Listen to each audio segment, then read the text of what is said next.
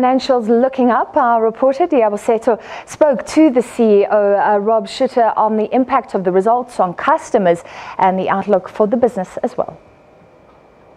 Rob, thank you very much for making time to speak to us. It's been an interesting 6 months since the last time we spoke. A lot has changed at MTN. Today, you've released some rather encouraging results, a good profit compared to a loss that we saw the other time. But what does this all mean for your customers? Yeah, I think 2017 really was a year where we laid a lot of foundations.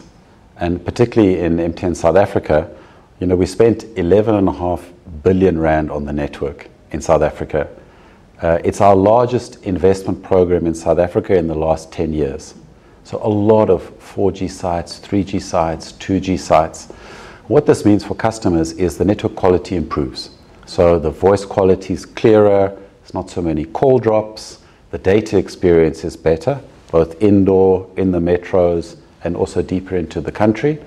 And we've also invested a lot on the customer experience. What is the experience of customers walking into a store, buying a bundle, renewing their postpaid subscription? We really want these to be, I say, effortless, easy, effortless. To deal with MTN needs to be an effortless, rewarding experience.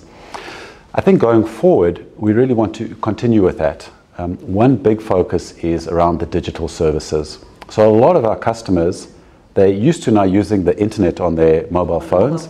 But they want to stream music, they want to watch a video, maybe they want to pay for some groceries, they want to book parking or book a ticket. So these are what we call the digital services on top of just the access to the internet. And we're investing a lot in building out that part of the business.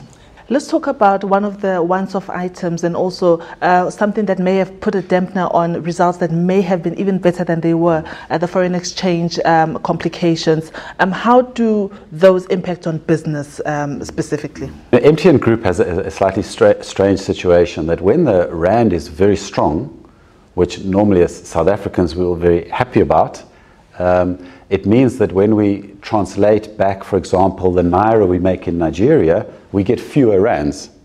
And the same for Ghana, and the same for Uganda, the same for the Iranian market.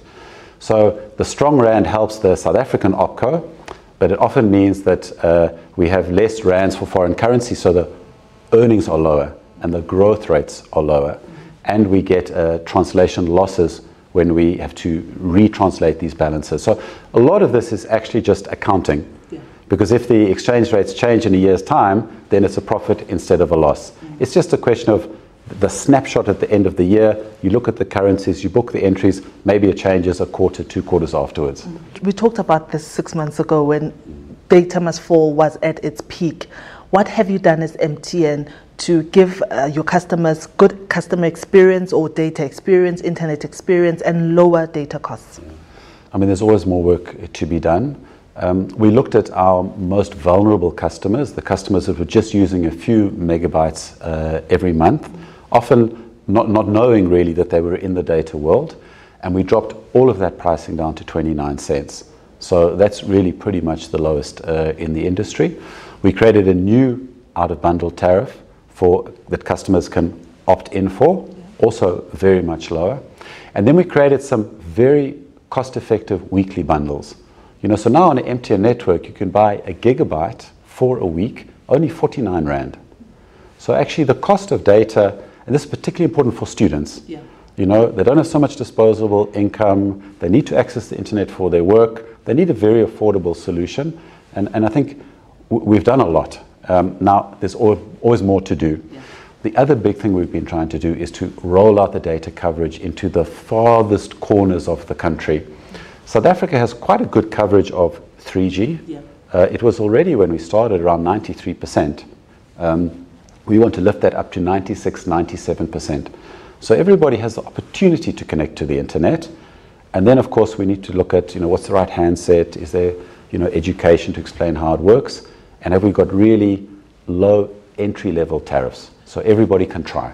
Rob, just lastly, the issue of the spectrum. I know that it's something that the market is eagerly awaiting for. I read an article where Telkom actually feels that Vodacom and MTN should not be participating in this. How do you feel? As it is, they say that you're already big players who have a very big advantage over smaller players in themselves. And I think if you look at the South African mobile industry, we've got 4 players. They've been very competitive. We've competed actively against each other. And what that's meant for customers is we have very good networks, high population coverage, affordable tariffs, a lot of competition. So actually competition has been, I think, is a good thing. And the combination of the policy objectives of the past, spectrum, competition, etc., I think has worked very well. So as we move into the next phase of the industry, which really data consumption is such an important part, it is critical that the players in the industry have access to spectrum. This is the most important thing. So even before we get to the WOAN and the ECW, actually the very first problem is that the spectrum is not available, even if the policy was clear. Yeah.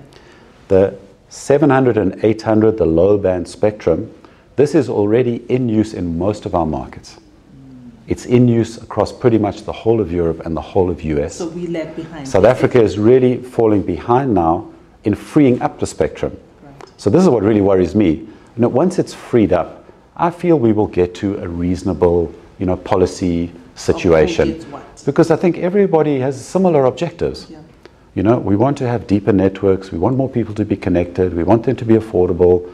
We want there to be competition. So, I'm quietly optimistic that once the dust has settled, if we can release the spectrum, then we'll find a decent solution.